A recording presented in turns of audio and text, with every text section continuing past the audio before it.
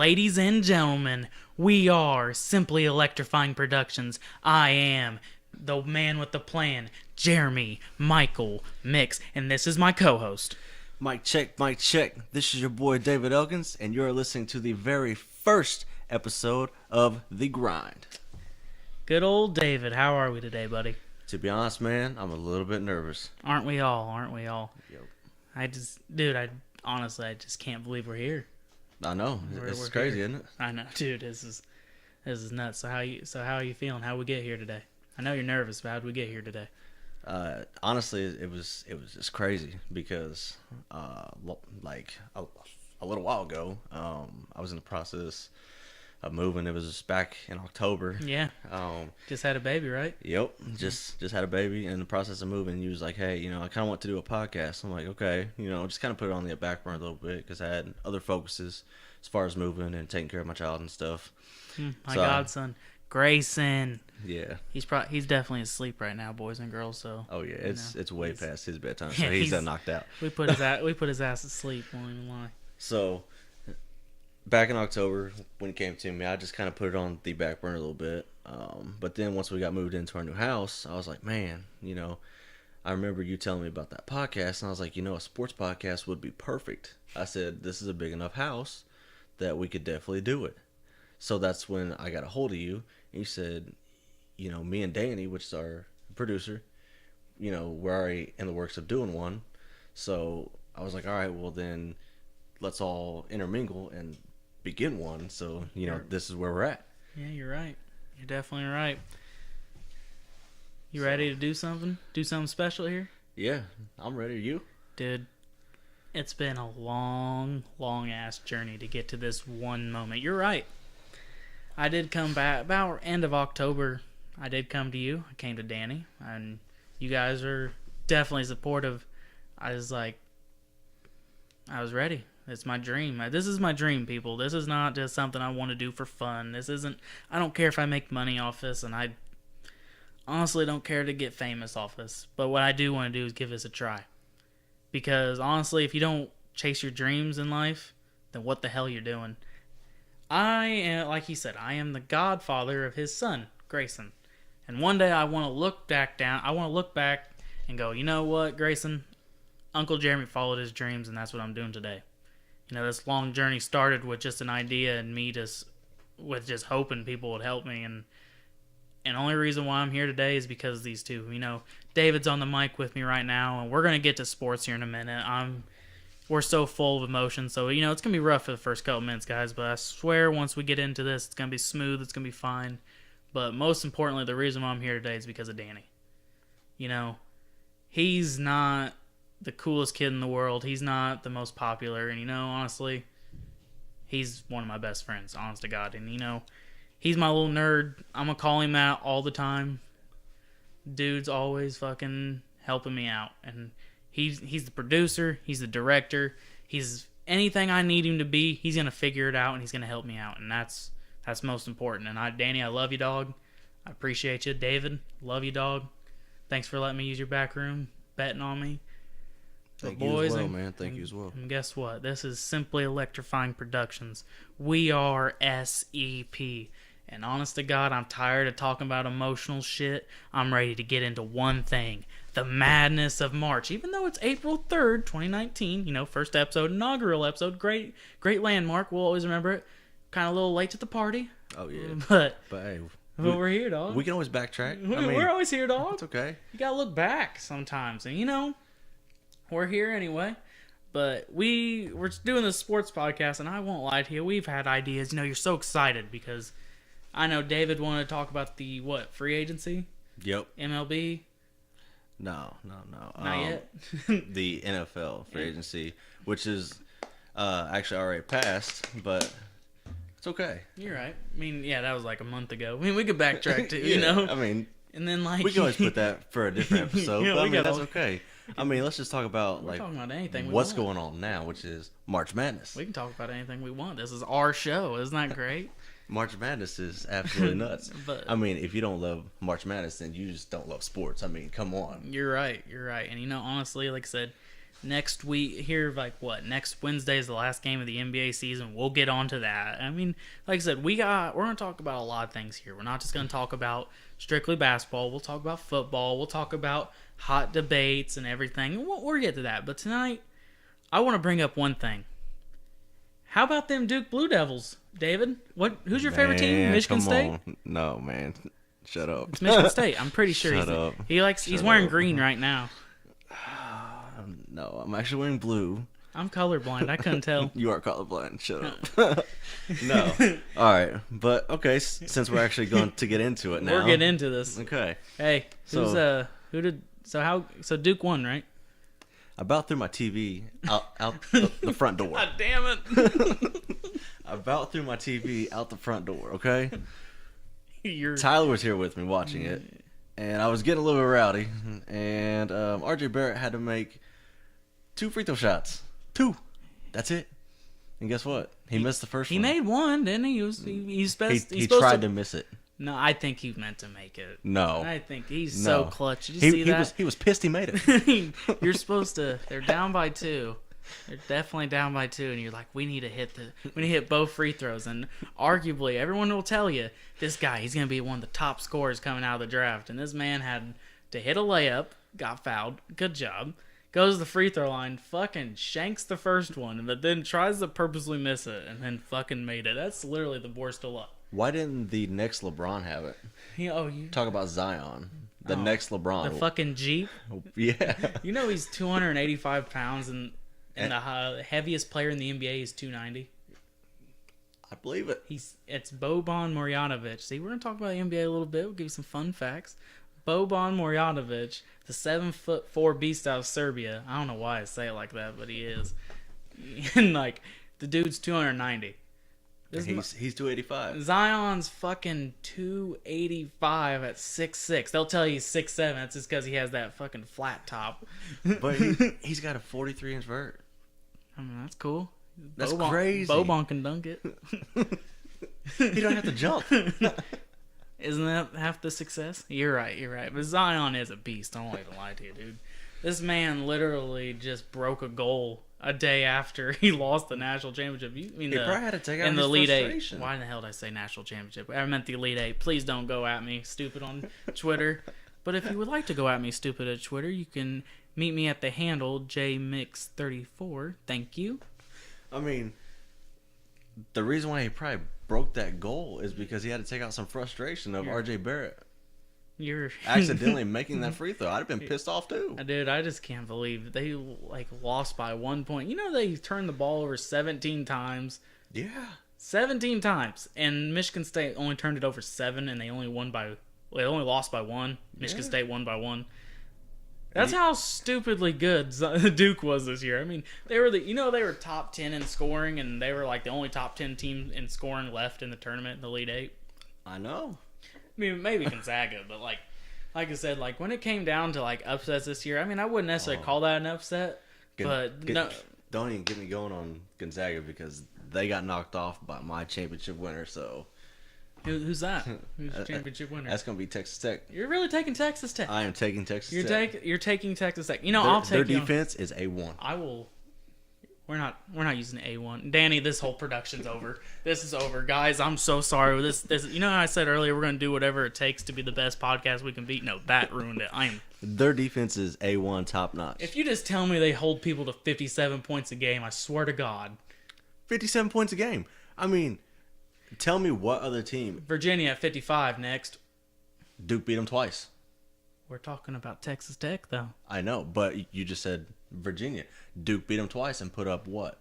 First time was 69 points and then 75, I think, the next time? Okay. So what? Duke's not in the tournament right now, bud. Okay. It's best team that shows up. We got Michigan State, Texas Tech, we got Auburn, and Virginia. Okay. All right, let's make a little bet right now. Okay.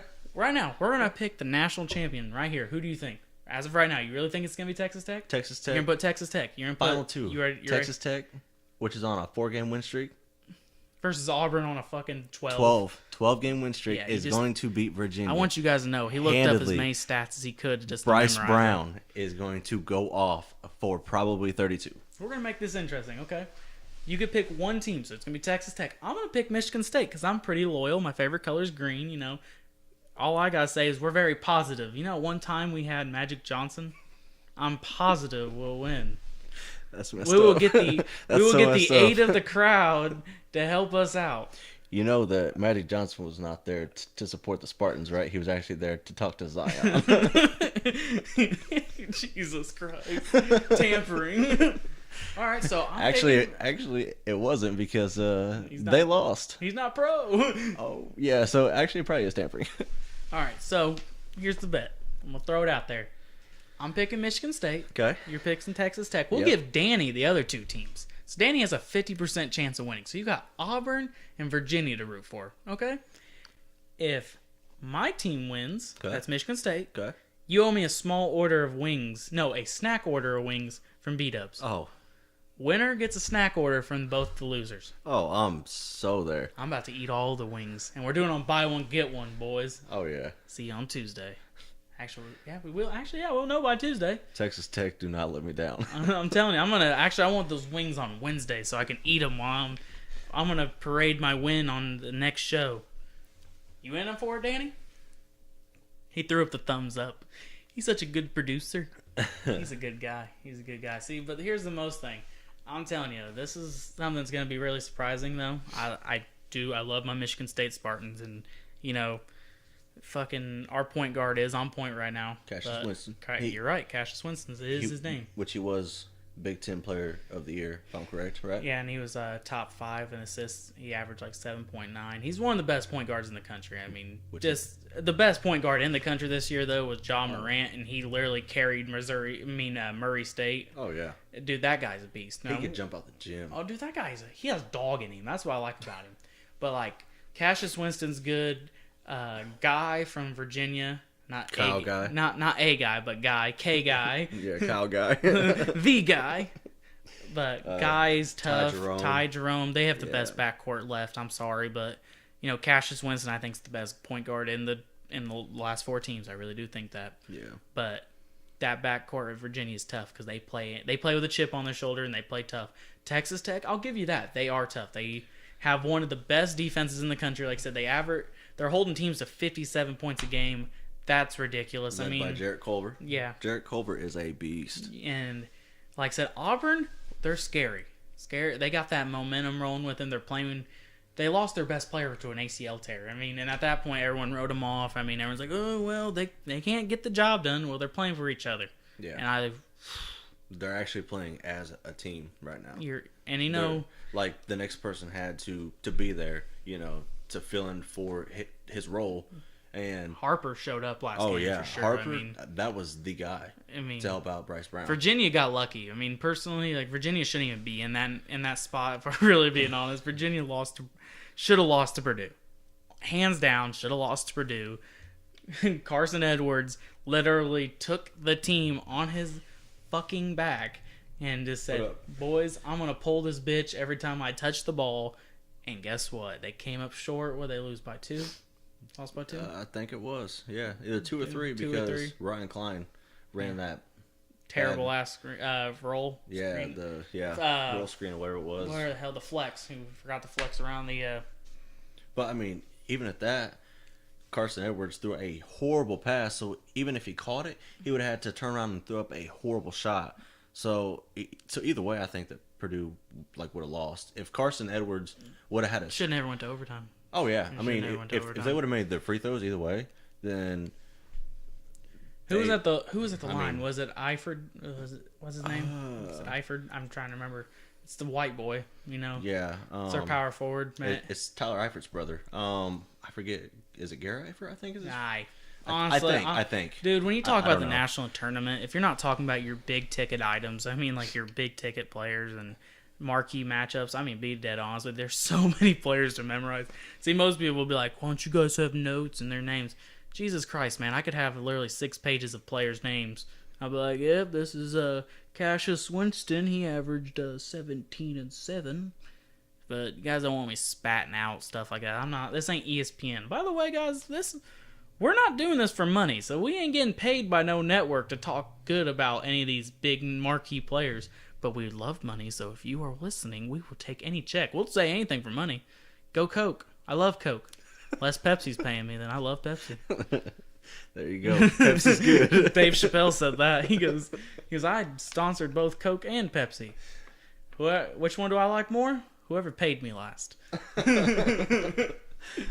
Which is the truth. But like I said, we're here. We're giving our own honest opinions. We're definitely using facts, and this isn't going to be a debate. We can debate, but this ain't going to be like first things first or undisputed, where we just spat out information or first take. First things first. Not even a debate show, but like I said, we're not going to be like, oh my god, this guy averaged 15 points a game. He's good.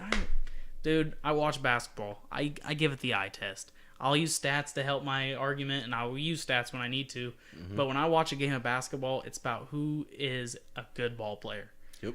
And that's what I'm saying. These 4 teams left in the national tournament are just good teams. There's no good there's some good individual talent. Like I said, we've said some guys that are going to be fun to watch. But man, this season had a lot of premier talent and box office appeal. Like I said, we already talked about Zion, Ja Morant, RJ Barrett.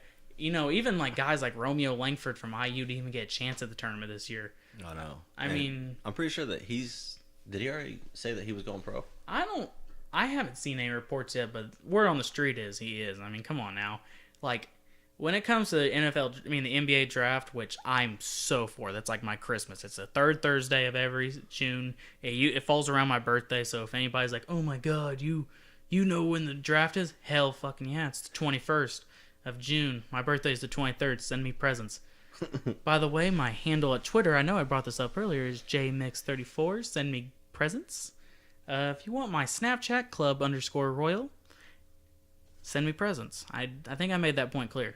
But, like I said, when it comes to the NBA draft, there was a lot of premier talent coming out this year. Like, Zion Williamson's the undisputed number 1 pick. Of course. This man just he was everything. He was the workhorse for Duke. And considering Duke had Cameron Reddish and RJ Barrett, not only did they had the 1, 2, and 3 recruits in the nation and got to the Elite 8 and lost. And also, Trey Jones, if I am correct, was number 5. Was he 5? I'm pretty sure he was either 5 or 6. I mean, like I said, I didn't even realize Trey was on the team until about 2 weeks into the season. I really wasn't paying too much close attention. After I heard the first 3 recruits in the nation were those guys, I was like, this is fucking ridiculous. Come on now. College is so broken in that way. See, everyone wants to talk about one and dones. Like, every NBA has free agency and everyone bitches and moans when like the top players play with each other, like Golden State, which I'm not really a big fan of. But college basketball, you can literally take the top 12 recruits in the nation if you truly wanted to. And Coach K goes, I'll take Cameron Reddish, choke artist, RJ Barrett, choke artist, Zion Williamson, GOAT, unicorn. We'll never see a guy like Zion ever again, dude. Not for a very long time. Definitely. And even then, he's one of a kind in a way, because like everyone compares him to LeBron because that's the closest thing you can do, like athletically and like kind of like skills wise, because he dunks it a lot. But LeBron wasn't doing what he did at their same age. Granted, it's because Zion Williamson, like I said, has a 43-inch vertical, like you were saying earlier. Yep. Dude, that one shot where that guy, who were they playing when that kid shot a 3-pointer from the corner and he literally caught it like halfway in the air and got it with his like forearm? Was it against Virginia? I'm pretty sure it was Virginia. I'm pretty sure it was against Virginia, yeah, because like that kid, like it's just, this man's a human highlight reel. I mean, I haven't seen a national tournament be this fun and exciting with a lot of box office appeal since about 2015. Well, I mean, it was like that UNC and Duke game. Those ticket prices when Zion went down, they were like over $5,000. Oh, the ticket prices were absolutely nuts. Yeah, they were like, there's just people just paying out the ass to watch one game. And then Zion goes down in the first like couple minutes. Yeah, and Barack Obama was there. I mean, I think that's half the reason why those tickets were so high. Yeah, and like when I mean like box office appeal, people don't realize the ratings for college basketball were up 18% this year or more. Last time I heard, it was like the other day I checked, it said 18%, because Zion Williamson is a GOAT of college basketball. There's never, out of all freshmen, there's been no last dominant freshman like this was Anthony Davis, and Anthony Davis only averaged 14 points a game, 10 rebounds, and like 3 blocks. I mean, But Zion Williamson's like putting up some ridiculous stat line that I don't even remember at this point. It's like 20 something. Oh, he averaged over like 20 points per game. Yeah. In the tournament. But I mean, kind of like you were saying earlier with the one and dones. I mean, yeah, you can have a team full of one and dones, but like it's kind of like you were telling me a couple nights ago. You basically want to have a team more full of veterans because that's what the tournament is more about, which is what the Spartans have. What It comes down to half court offense than anything. It doesn't. Yeah. On paper, the Duke Blue Devils won every game, but when it comes down to an actual game point, you go down in close games. It's called a half court offense. I mean, a lot of people don't realize like half court means it's more like set plays, go down the stretch. You use most of the shot clock. It's not constant fast breaks. Where Duke was one of the top teams in fast break, but like in the half court offense, they were 234th, somewhere in there, 230 something. But like when the game slows down, they couldn't make the plays when they matter the most. Mm-hmm. And I agree. And that's the thing is like where I meant like box office appeal. Like I'm like in 2015, they had the best like half court offense in college basketball. One of them. Because like people don't realize 2015 that was the year where we had 38-1 Kentucky Wildcats. We had with Karl Anthony Towns, Trey Lyles, Devin Booker, who dropped 70 in the NBA, but he comes off the bench in college. Explain that one to me, please. They had the Harrison twins, who G League, out of the league. I think they're still on a team somewhere. Who knows? Yeah, somewhere. Not relevant at all. People be like, you're a sports podcast. You don't know where half these guys are at. I'm just talking out my ass on this one. I'm being dead serious. Didn't think I'd be talking about the Harrison twins tonight, but I'm bringing them up anyway. And honestly, I'm gonna take a time out for a second. This is how our podcast is gonna be, guys. We're just going off on little tirades and tangents. It's not about specific topics like for 20 minutes. Like, hey, we got this to talk about. Let's talk about this bottle of water in front of me. No, we're just whatever comes up and comes out of our mouths, we're talking about. And so like. But anyway, back to what I was saying before I took a timeout. How many timeouts do I got left, guys? Before I get a technical foul. Chris Webber, 95. That's a little March Madness joke for anyone who knows about the Fab Five. That's funny. Clever. Anyway, like I said, not only did and on paper Kentucky had the best team in that tournament, but they lost to the Wisconsin Badgers, who was another box office team because they had Frank Kaminsky and Sam Decker. Tall link, two white boys took out that whole team of Kentucky Wildcats, and that was just ridiculous. They also had Willie Cauley-Stein, I forget, who they had the first pick. The Karl Anthony Towns went first overall. 6th pick was Willie Cauley-Stein. 13th was Devin Booker. Trey Lyles was like 14th, and then the Harrison twins. One went in the second round. I think it was Andrew to the Grizzlies, and then the Hornets picked up. I don't even know the other one name. It's Andrew and. Whatever the the Hornets picked up Andrew. Yeah, and so Andrew Harrison. And so, like I said, they had professional athletes on their team for sure. And when it came down to like this, and then they also lost. Who actually won the tournament was the Duke Blue Devils. Last time they won, they had Jaleel Okafor, 3rd pick in the draft, 30th pick in the draft, and Tyrus Jones, whose baby brother is Trey Jones, who's on the team now. Yep. And they had Justice Winslow, who was the 9th pick overall in the draft too. The 10th overall pick in the draft for the Miami Heat. Yep. And then, like I said, the last couple of years in the tournament's been really nice and fun to watch because we've had kind of like the rivalry of UNC versus Villanova just handing off title wins. But when it came to actually box office appeal, this year's been pretty exciting because, like I said, Ja Morant from Murray State is the first player in recorded college basketball history. So, like, actually, since they've been keeping stats, since I think it said 83, 84, he's the first person to average 20 and 10 at 20 points and 10 assists. Really? See, I didn't even know that. Yeah, I just seen that stat the other day. I mean, I knew he averaged 20 and 10, but I didn't know he was like the first one because I don't think they've been really keeping track of assists and like more your tedious stats. I mean, you got your old school stat line of points, assists, rebounds, blocks, and steals, and then you got your advanced analytics that you won't ever hear me getting tack of because I swear to God I ain't gonna be like, well, this guy he averages 35 points on September 1st. I mean, guys, this shit's out of control, man. Right. But like I said, Ja Morant's good. He literally just has dog in him. See, like, I know I said that before because I'm going to get into this point. If that man doesn't go number 2 overall in the draft, that's a shame because R.J. Barrett does not deserve the number 2 spot anymore. I mean, R.J. Barrett, honestly, I mean, I'm a big-time Duke fan. Always have been ever since I was 8 years old. The Duke Blue Devils were absolutely horrible at the free throw line. Yeah, and absolutely pitiful. R.J. Barrett was absolutely pitiful. You know, in the last 2 minutes of the game, R.J. and Zion combined for 15% from the free throw line. Yes, that's what I was getting ready to tell you. It was absolutely pathetic.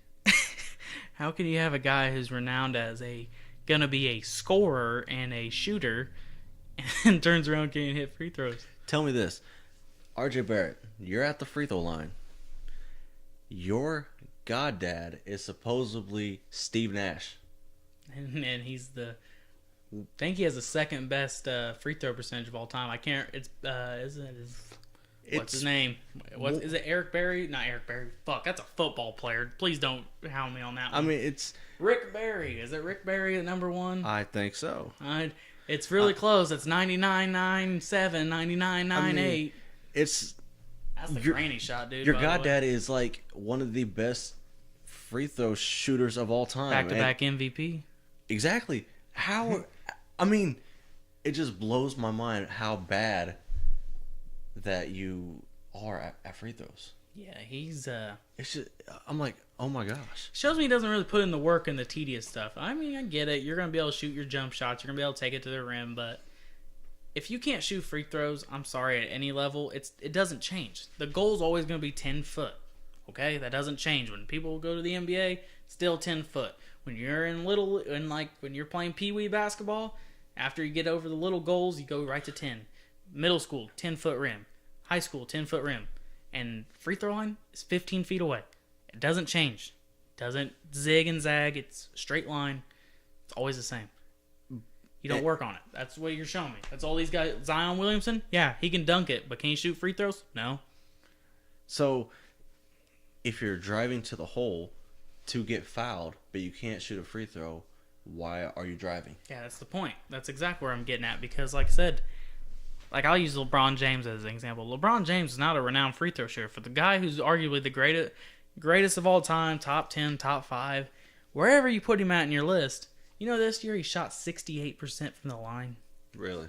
I thought it was better than that, but nope. That's crazy. Nope, it plummets. Trust me. I have to hear about it all the time on some of the shows I watch because they're like, oh, he can shoot 80%. Nope, he's at 68. Wow. And That's the thing crazy. is, free throws are as much mental as they are just doing the motion. But by the time you shoot, by the time you're in college, if you can't hit a free throw consistently at a 75% clip, you haven't been practicing it. I don't care who you are. I'll have this debate with anybody. It doesn't change. You've been shooting this. If you practice it since 8 years old, if you've been playing basketball since you were 8 years old, let's go. That's all I'm gonna say. And then I don't know, man. Like I said, I really think that Zion's always gonna be number 1, but R.J. Barrett for me forever was the number 2 overall pick, but now he's down to 3. And Cameron Reddish did not fit that team at all. He did. I like Cam. I really do. I don't know how you feel about Cameron Reddish, but man, I think Cam was their 3-point guy. Honestly, that's what I honestly feel like. I mean, at first I thought it was gonna be like Trey Jones, but Trey Jones was more of like the ball handler, which kind of threw me off. He's more of a defensive guy. He's like his brother. Yeah, I mean he really handled the ball well. He had his moments for sure. I mean, but he came up big against who they played before Michigan State, who they beat. This off the top of your head. After they beat UCF, who they barely escaped against. Virginia Tech. Yeah. He came up big in that game, hit several shots. Yeah. But then he didn't hit his shots against Michigan State. Right. I mean, he was like a ghost against the Spartans. Yeah. I mean, but the thing is, it's not his job to be. You have the top 3 recruits in the nation. Trey Jones is your bailout guy? That's pretty pathetic considering Cameron Reddish came into college as the best 3-point shooter. That's what he was renowned as. That was everyone's scouting report. They're like, he's the best 3-point shooter. And then he supposedly hurts his knee before Virginia Tech. Yeah, I mean... And they still haven't disclosed that injury. I really want to know what's wrong with it. It was just like... It kind of caught, like Coach K, kind of off guard too, because he was like, I don't really know like what He's happened. supposed, yeah, he came up like right there before the game. He said Yeah. he came up limping, so he must have been dicking off or something. Like Yeah. I said, I don't know. I think Cameron Reddish, though, this is the difference between him and RJ and Zion. I thought RJ, if he'd would have been good in college, he'd be good in the pros. But I think Cam is going to be really good in the pros. I think he's going to be better than what his college career gave off. Because, like, I'll use Jaren Jackson Jr. from Michigan State last year. I'm a big Michigan State fan, guys, and I'll tell you, Jaren Jackson was not that good and not that good. He was a one and done, played his freshman year. He averaged like 11 and 7, something like that. But the thing is, guys like him, when they grow up a little bit, a year of experience, they get into the pros, and the spacing comes, they get better. His game fit more of a pro style than it did a college style.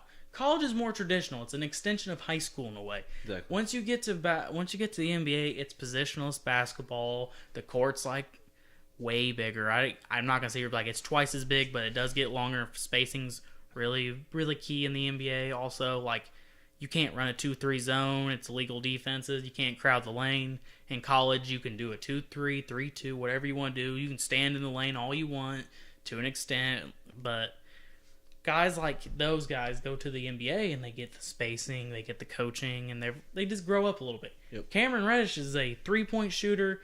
He's long, he's lengthy, he's going to go to the NBA, and he's going to be like, oh shit, I'm wide open? Okay, I'll knock that in. Oh, I'm long and I can play defense? Okay, that'll work. Mm-hmm. But in college, I mean, dude, you got manhandled by guys like I said, you got Kyle Guy, who's a white boy.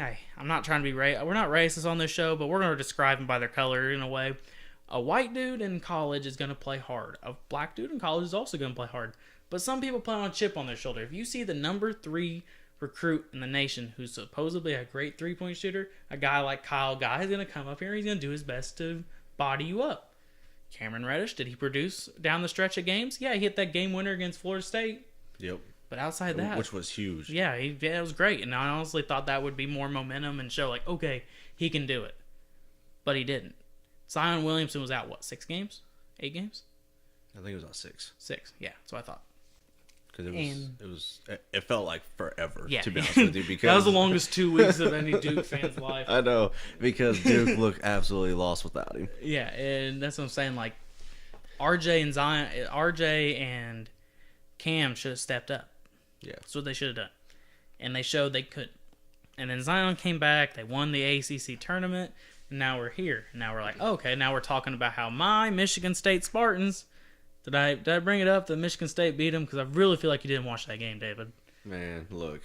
I should stop my shit now while I still can.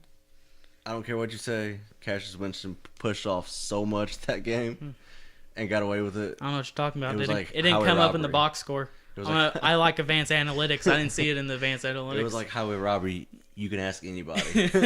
I didn't see it in the box score. It didn't say push off.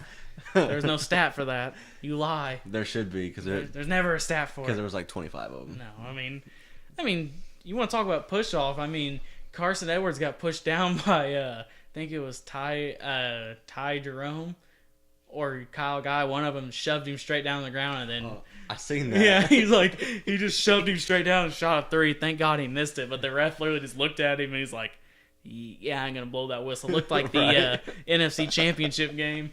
The dude got his head taken off. He's like, looked at the ref. Pass interference? Nah, man. I don't have that yellow flag. Right. It's in your hand. I don't know what you're talking about. That's right. I don't know what you're talking about. But man, it is what it is. Honestly, I'll tell you the dark horse of all this, and I gave you shit earlier about it, but the team that surprised me most is Texas Tech. Also Auburn, but I just thought Charles Barkley just came back out of retirement. I mean, literally, if you had told me at the beginning of the season Texas Tech would be in the Final Four, I would have called you a stupid fuck and laughed in your face. Hands down, I would have just laughed at you. Honestly, I probably would have too, but then as I began to watch them, I'd be like, Pat Mahomes ain't on that team anymore, dog. He left 2 years ago, and he didn't play basketball. He played football. If you had told me Auburn would have been the a chance of the national championship, I mean, they were ranked in like the top 25 at the beginning of the season. I think they're around 15 or something.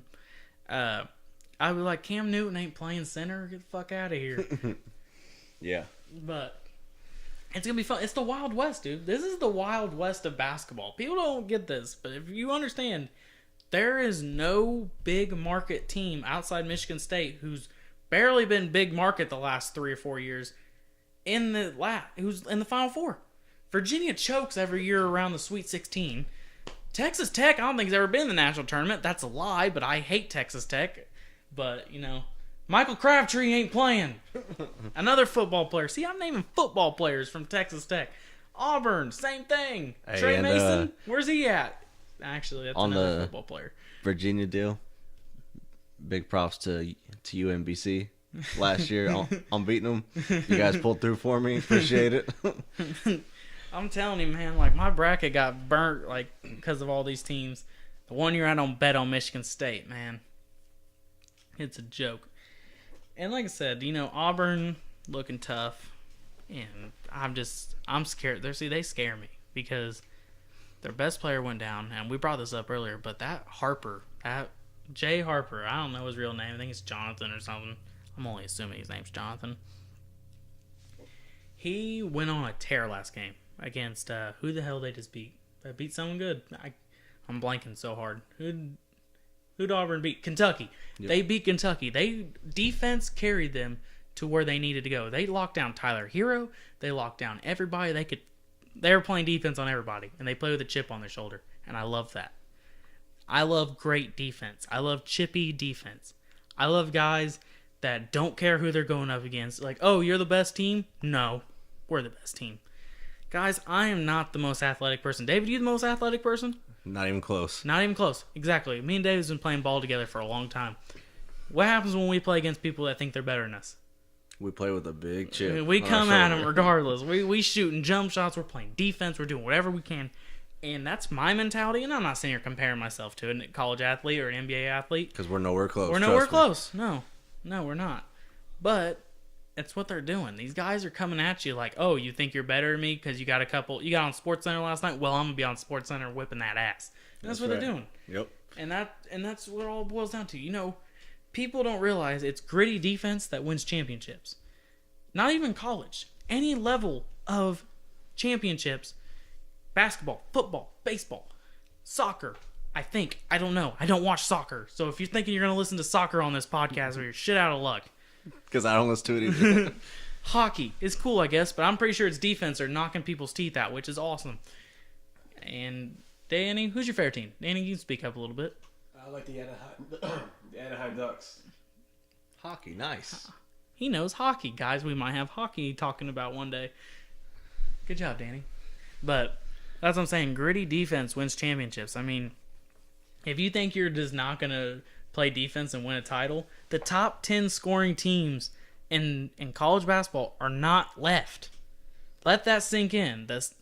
And then the top 10 scoring defenses, holding people less points, number 1 is Virginia. Number 3 is Texas Tech. The other 2 are not on that list. But granted, like I said, it's top 10 out of over 200 plus teams. That happens. But that's what I'm saying. Like, defense is going to get you there. And so, point blank. Defense wins championships, yeah. Point blank. Gets you chips. But as far as the Final Four goes, like I was telling you earlier, I just don't see Virginia pulling it out. Hey, I'm not arguing against that. I just know this. That these 2 games that we got this weekend are just going to be rugged defense games. I don't see a blowout. Oh, it's going to be close. Super close. The only game I could see being a blowout would be that Virginia game because they are a great 3-point shooting team. That's it. Because, like I said, they can hit threes, and as much as I will sit here and tell you old school basketball is good for the league and good for college, good for NBA, good for whatever, AAU, whatever the hell you will watch, these guys can shoot threes and play down low. That's the 2 phases of basketball that you got to have. I'm sorry, but if you don't think you can't win off threes and layups, I don't know what the hell you're supposed to win off of. And I'm not saying all these other guys can't shoot, but dude, that Ty Jerome and Kyle Guy, they're gonna light it up. And Auburn's gonna do their best, but I don't think it's gonna be enough because, like I said, Jay Harper is the only guy scoring down the stretch of that Kentucky game. Yep. But now I give big props to the Wildcats. Honestly, I mean, as bad as I hate it, because I'm obviously a Duke fan, so I'm not real fond of the Wildcats. But PJ Washington, I think he put up like 22. And then Reed Travis, I mean, he was really putting in work too, but they just didn't have it to pull it off. I mean, No. Auburn They was were in just foul on trouble it. too. They were, Oh yeah, They went overtime too. They had a chance to win the ball game. I mean, they just couldn't pull it out. Kentucky did the same thing that Purdue did. They let it go into overtime, and that wasn't gonna get the job done. Purdue. I mean, we're from Indiana, guys. We're representing the 812 from Terre Haute, Indiana, West Terre Haute, Indiana, and we're representing the 812 here. And I'm telling you that everyone was rooting for Purdue around here, and I'll tell you, Purdue choked it out. Granted, Carson Edwards, he was the only reason why Purdue was in that game, but that game, they should have hit that last free throw. Eifert should have definitely hit that last free throw. But that's one opinion, I guess. I don't know. Oh, I mean, like we were saying earlier, free throws. I mean, once you're at that college level, it's muscle memory. You should be able to hit it point blank. I mean, if you can't, then there's obviously something wrong. You're not putting in enough work. Yeah, and like I said, his little mistakes kill. What kills young teams, and I'm going to use Duke as an example here. What kills young teams is turnovers and mental errors. Same thing with like baseball.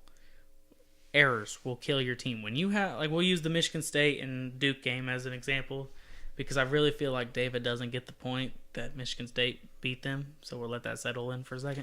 I just can't cope with it right now. I'm very salty still. I'm using a coping mechanism, me explaining your team's terrible. Anyway. Oh, here we go. When you're a young team, you make mistakes. Making up for those mistakes is how you win games. They only, like I said, every game in the tournament outside the very first game, UCF won by a point. Yep. Virginia Tech, a point. Yep. Was it decided? They're all within like 3 points, right? Oh yeah. I know UCF was by a point. I'm pretty sure. Yeah. They were all within a point because they both missed dunks to win the game. Yeah. And that's what I'm saying. Then they lost by a point. It's because those guys, when it came tournament time, there was no veteran on the team. Now I know, like, people are like, what do you mean by veteran? Seniors, juniors. Hell, I'll even take a sophomore at this point. Because Duke, when they won that last national championship, not only did they have your big three, and they had their freshman three, Julia Okafor,